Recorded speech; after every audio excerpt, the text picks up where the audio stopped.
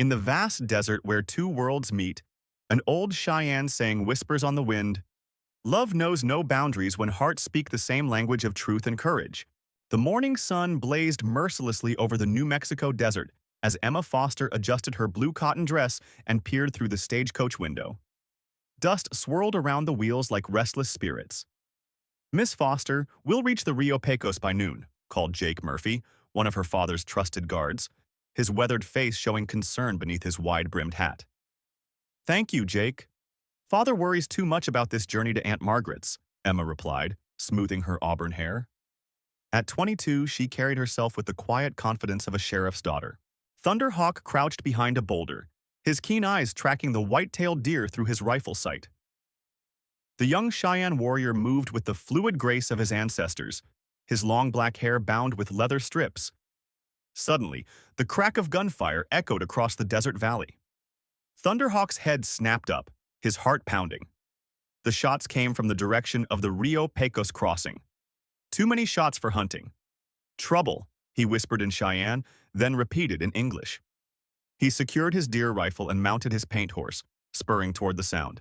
Carlos Escobar's weathered face split into a cruel grin as he surveyed the overturned stagecoach. "Muchachos, we have struck gold today," he called to his band of 5 Mexican smugglers, their sombreros casting shadows over their dusty faces. Emma huddled behind the coach's remnants, her dress torn and dusty. Jake Murphy lay motionless nearby. Tom Bradley groaned weakly, clutching his shoulder. "Please," Emma whispered, her voice barely audible. "I have money. Take what you want." Escobar's dark eyes gleamed with avarice. "Señorita, you are worth more than gold to us."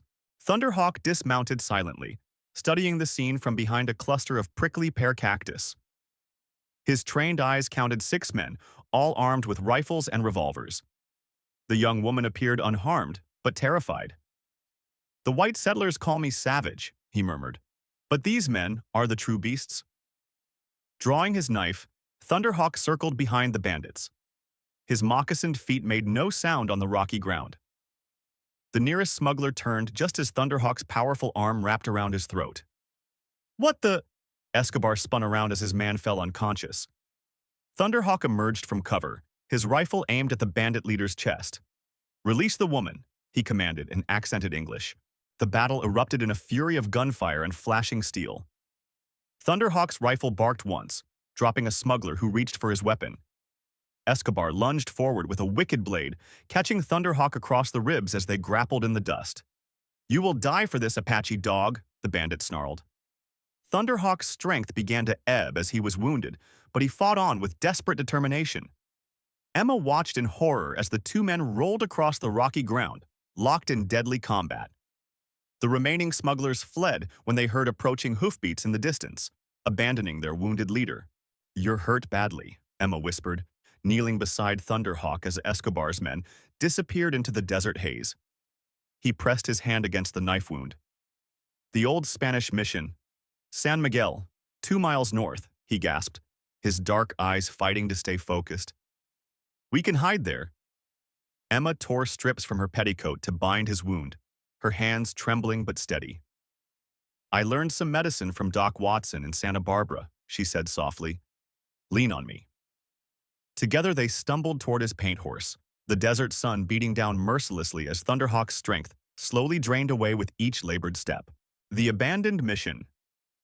San Miguel rose from the desert like a ghostly monument to forgotten prayers. Its adobe walls were cracked and weathered, but the structure remained solid. Emma helped Thunderhawk through the heavy wooden doors into the cool interior.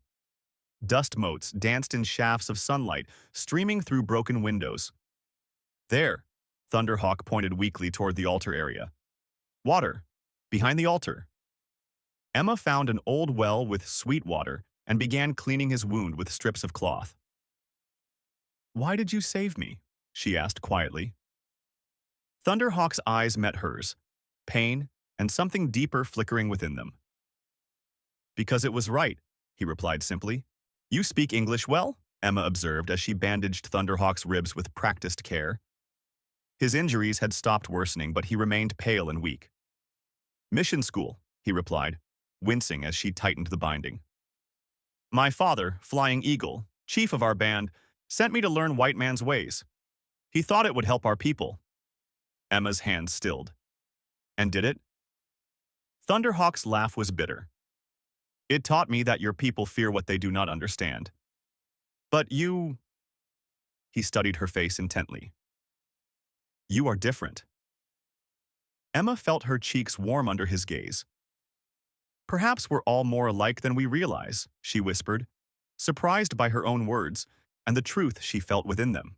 Sheriff James Foster paced his office like a caged wolf, his weathered hands clenched into fists. The telegram about the stagecoach attack had arrived 3 hours ago, and his daughter was missing. Damn it all to hell, he muttered, his gray mustache twitching with barely contained rage. Deputy Martinez burst through the door. Sheriff, Wilbur Stone's here with his men. Says he wants to help find Miss Emma. Stone stood in the doorway with 4 armed riders. James, we leave within the hour, Stone declared. I won't rest until she's safe. The search party reached the Rio Pecos crossing as the sun began its descent toward the western mountains.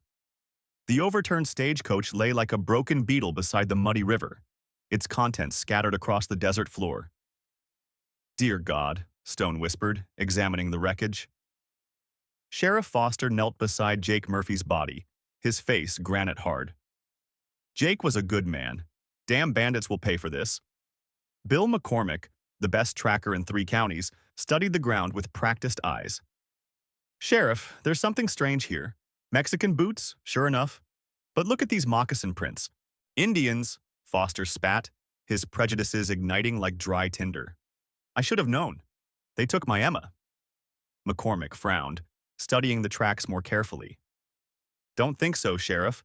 These prints suggest someone was helping, not harming. Stone's mind raced with possibilities. If Emma was with savages, it would be easier to eliminate any witnesses to his smuggling operations. James, we need to organize a proper military response. Contact Fort Sumner immediately. Foster's face flushed with anger. No time for that. We ride now. Every minute Emma's with those savages is a minute too long.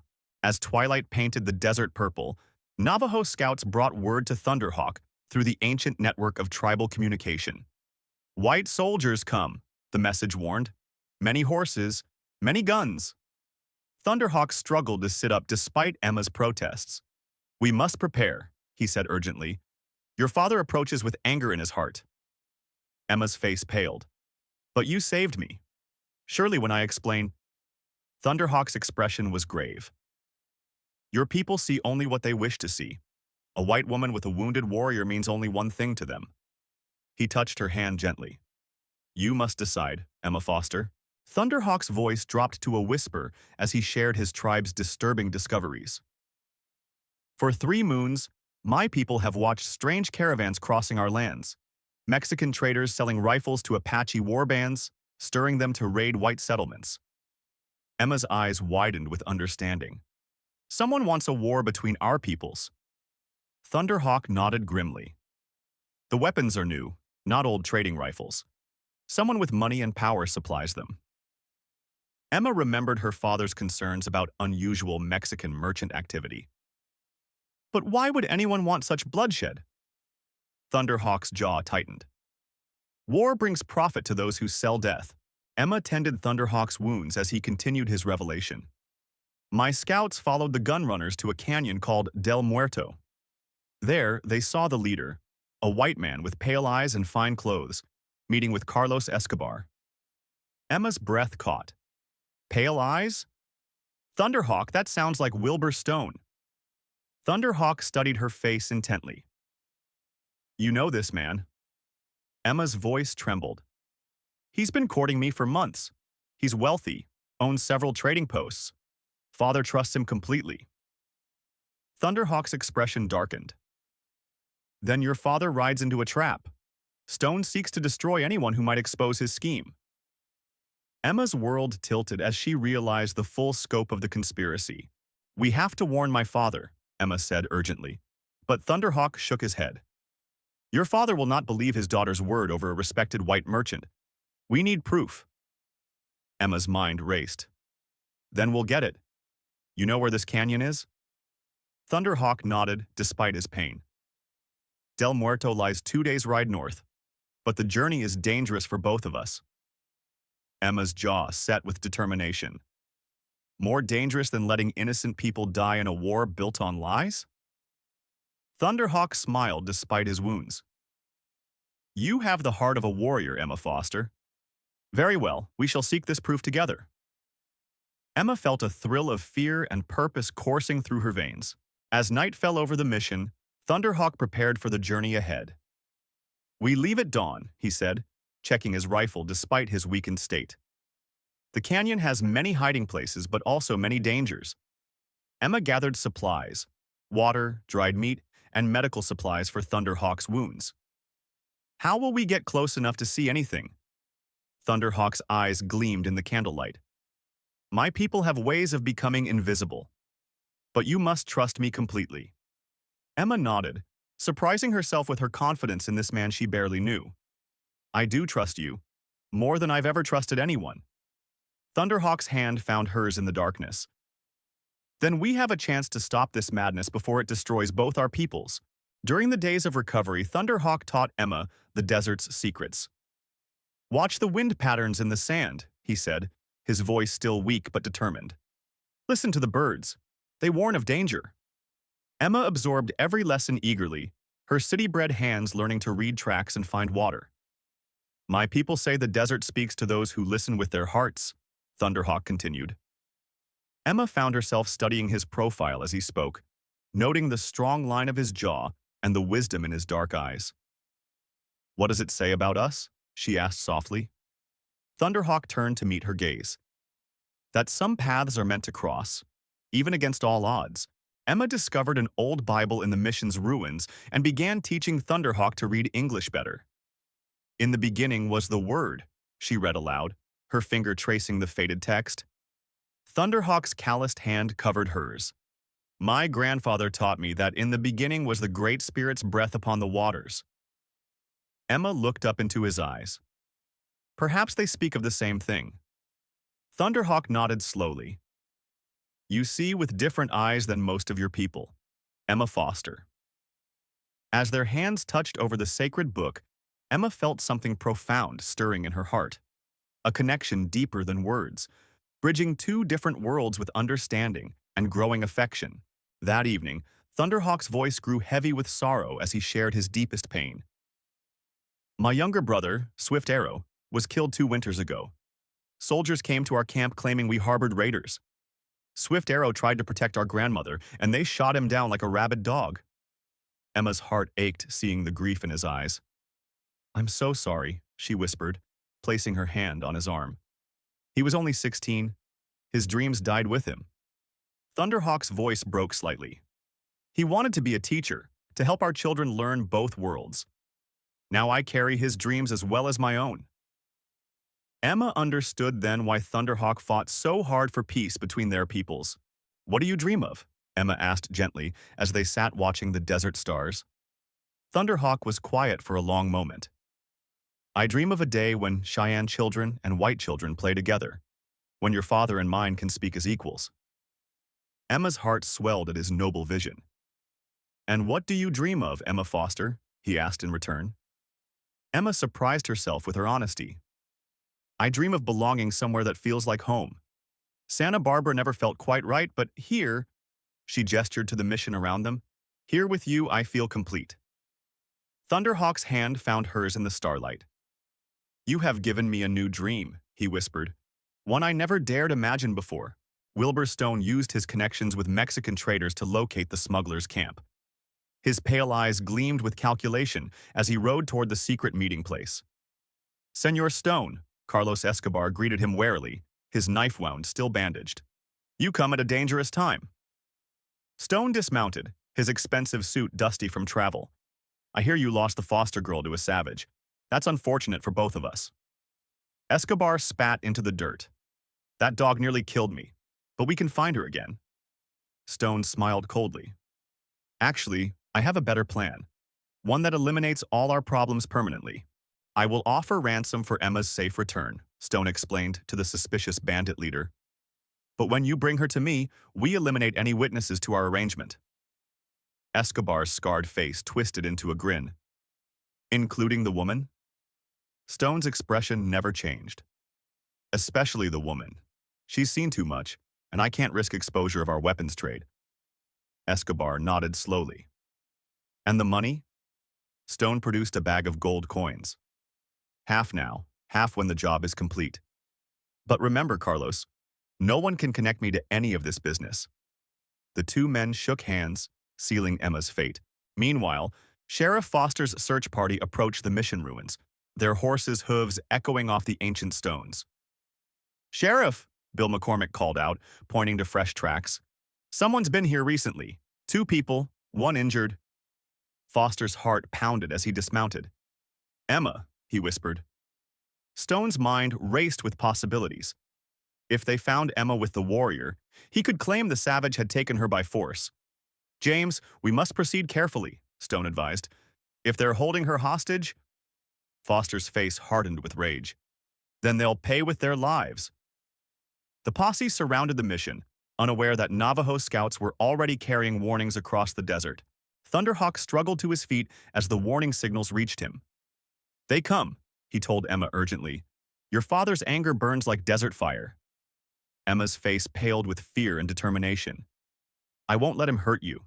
You saved my life." Thunderhawk touched her cheek gently. "And you saved my soul, Emma Foster. But your father will not listen to reason when he sees us together." Emma's jaw set with resolve. "Then we'll make him listen. Together we're stronger than their hatred." Thunderhawk managed a weak smile despite his pain. "You give me hope, beautiful one. Perhaps love truly can bridge the divide between our worlds." Despite his wounds, Thunderhawk guided Emma through hidden desert paths toward Del Muerto Canyon. "Stay low," he whispered as they approached the rocky outcropping. Below them, a cave entrance was guarded by armed men. "There," Thunderhawk pointed weakly. "The weapons cache." Emma gasped at the sight of dozens of rifle crates stacked inside the cavern. "So many guns," she breathed. Thunderhawk's face was grim with pain and determination. "Enough to arm every Apache band from here to Arizona territory. Someone plans a great war." Emma's heart raced as she realized the true scope of the conspiracy threatening both their peoples. From their hiding place, Emma and Thunderhawk watched as 2 familiar figures met near the cave entrance. "That's Escobar," Thunderhawk whispered, recognizing the bandit leader's distinctive sombrero. Emma's blood ran cold as she saw the second man. "And that's Wilbur Stone," she gasped. Stone's voice carried clearly in the desert air. "The army will pay handsomely for weapons and supplies when the Apache raids intensify. This little war will make us both very rich, Carlos." Escobar grinned wickedly. "And the Foster girl?" Stone's expression turned deadly cold. "She knows too much. Kill her and the savage. Make it look like an Apache raid." Thunderhawk moved closer to hear more details, but his weakened condition betrayed him. A loose rock tumbled down the canyon wall, alerting the guards below. "What was that?" one of the smugglers called out, raising his rifle. Thunderhawk pushed Emma behind a boulder as bullets began chipping the stone around them. "We're trapped," Emma whispered, her heart pounding with terror. Thunderhawk, despite his injuries, returned fire with his rifle. "There's another way out," he gasped, his wounds troubling him. "But I need time." Emma grabbed a handful of rocks. "Then I'll buy you some." She began hurling stones to create a distraction. Thunderhawk's trained falcon, which had followed them from the mission, perched nearby as the gunfire intensified. With trembling hands, he tied a small piece of leather with symbols to the bird's leg. "Fly to my father," he whispered in Cheyenne. "Tell him the truth about the gunrunners." The falcon soared away as Emma helped Thunderhawk toward a narrow crevice in the canyon wall. "My people will know," he said weakly, "but will your father believe them?" Emma supported his weight as they squeezed through the rocky passage. "He has to," she replied firmly. "Too many lives depend on it." Behind them, angry shouts echoed as the smugglers searched for their escape route. Sheriff Foster kicked open the mission doors, his weapon drawn and his face twisted with rage. "Emma!" he shouted, seeing his daughter kneeling beside the wounded warrior. "Get away from that savage!" Emma rose protectively in front of Thunderhawk. "Father, stop! He saved my life from the real criminals. Foster's eyes blazed with fury. Saved you. He kidnapped you. Emma's voice rang with conviction. No, Father. The Mexican bandits attacked our coach. Thunderhawk rescued me and brought me here for safety. Foster hesitated, seeing no fear in his daughter's eyes, only determination. Emma, you don't understand what these people are capable of. Listen to me, Father, Emma pleaded desperately. Wilbur Stone is behind everything. He's selling weapons to Apache raiders to start a war. Foster's weathered face showed disbelief. Stone? That's impossible. He's a respected businessman. Thunderhawk struggled to speak from his position on the floor. Sheriff Foster, your daughter speaks truth. We have seen the proof. Foster's hand tightened on his weapon. You expect me to believe the word of a man who risked his life to save mine? Emma interrupted fiercely. Yes, Father, because honor isn't determined by the color of one's skin. The tension in the mission grew thick as father and daughter faced each other across an ideological divide. Suddenly, the sound of approaching horses filled the air. Flying Eagle, chief of the Cheyenne, rode through the mission entrance with 5 warriors. Thunderhawk's falcon perched on his arm. My son's message spoke of treachery, Flying Eagle said in careful English, his dignity commanding respect. Sheriff Foster instinctively raised his weapon, but Emma stepped between them. Please, Father, listen to what he has to say. Flying Eagle's weathered face showed no hostility, only grave concern. White Chief, we seek no war, but evil men poison the peace between our peoples. Foster lowered his weapon slightly, struck by the chief's noble bearing and earnest words. The moment of fragile understanding shattered as Wilbur Stone burst into the mission with his armed men. James, thank God we found her, Stone exclaimed, his pale eyes quickly assessing the situation. I see the savages have her. Emma's voice cut through the tension like a blade. The only savage here is you, Mr. Stone. I know about your weapons smuggling. Stone's mask of concern slipped briefly, revealing cold calculation. Emma, you're obviously confused by your ordeal. These heathens have filled your head with lies. Flying Eagle stepped forward. The lies come from your tongue, white merchant. My scouts have watched your evil work. Stone's hand moved toward his weapon. Sheriff, are you going to let these creatures threaten a white woman? The confrontation exploded into chaos as Stone's men drew their weapons. Kill them all, Stone shouted, abandoning his pretense. Sheriff Foster finally saw the truth in his daughter's words as Stone's mask fell away completely. You lying snake, Foster snarled, turning his rifle on Stone. The mission erupted in gunfire as Flying Eagle's warriors took cover behind the adobe walls. Emma helped Thunderhawk to his feet, supporting his weakened frame. The cave, Thunderhawk gasped. We must stop them from moving the weapons. Through the smoke and chaos, they slipped out the back of the mission toward Del Muerto Canyon. At the weapons cache, Escobar's remaining smugglers frantically loaded rifle crates onto pack mules. Hurry, you fools! Escobar shouted. The law comes! Sheriff Foster and Flying Eagle had formed an unlikely alliance, their combined forces approaching the canyon. For Emma! Foster called out as they charged the cave entrance. The battle was fierce but brief as the lawmen and warriors fought side by side. Emma amazed everyone by her courage, ducking bullets to reach her father when he was pinned down by crossfire. I've got you, Papa, she whispered, dragging him to safety behind a boulder. Stone fought desperately, realizing his scheme was crumbling. This fortune was mine, he raged, firing wildly at anyone who moved. Thunderhawk, despite his wounds, managed to tackle Stone as the merchant tried to escape with a bag of gold coins. They rolled across the rocky ground, both men fighting with the strength of desperation. You've ruined everything, savage, Stone snarled, pulling a hidden knife. Emma screamed a warning as the blade flashed in the desert sun. Thunderhawk twisted away, but the steel caught him across the shoulder, adding to his already severe injuries. The battle's end came swiftly. Escobar, mortally wounded, gasped out a full confession as Sheriff Foster knelt beside him. Stone, he planned it all. Wanted war for profit. The bandit's eyes glazed as he passed away. Stone himself lay unconscious, defeated but alive. Flying Eagle helped his wounded son to his feet. You have fought with honor, my son, the chief said proudly. Sheriff Foster approached slowly, his face filled with shame and newfound respect. "I owe you both an apology," he said quietly. "And my daughter owes you her life." Emma took Thunderhawk's uninjured hand, her eyes shining with love and hope for their future together. 3 weeks later, Sheriff Foster stood before the people of Santa Barbara, his weathered face filled with newfound wisdom. "I was wrong about many things," he announced publicly. "Thunderhawk risked his life to save my daughter and expose a conspiracy that would have cost many lives." The crowd murmured in surprise as Flying Eagle stepped forward. "We seek peace between our peoples," the chief declared with dignity. "My son and your daughter have shown us the way." Foster extended his hand to the Cheyenne leader. "Then let us walk that path together." Their handshake symbolized hope for a better future. Emma tended Thunderhawk's healing wounds in the mission where their love had first bloomed. "The doctor says you'll recover completely," she said softly, changing his bandages with gentle care. Thunderhawk caught her hand, his dark eyes warm with affection.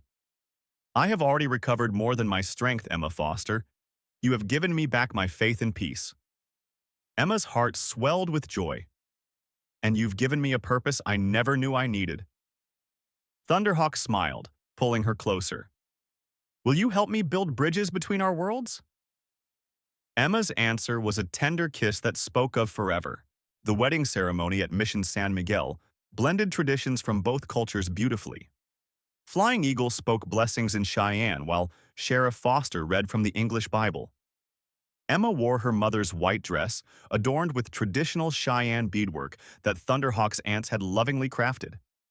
"Do you, Emma Foster, take this man to be your husband?" asked the traveling preacher. "I do," Emma replied, her voice strong with conviction. Thunderhawk's vows in both English and Cheyenne brought tears to many eyes. "With this woman, I choose love over hatred, hope over despair," he declared. Their kiss sealed not just their union, but a new era of understanding. As the celebration continued into the evening, Emma and Thunderhawk stood watching the sunset paint the desert in shades of gold and crimson. "What do you see in our future?" Emma asked, nestled safely in her husband's strong arms. Thunderhawk's voice was filled with quiet confidence. "I see children who will know both worlds and be stronger for it. I see peace growing like desert flowers after rain." Emma smiled, placing her hand over his heart. "And I see love conquering all the hatred and fear that once divided us." Together they faced the setting sun, their love a beacon of hope in a land that had known too much conflict. Their story would inspire generations to come.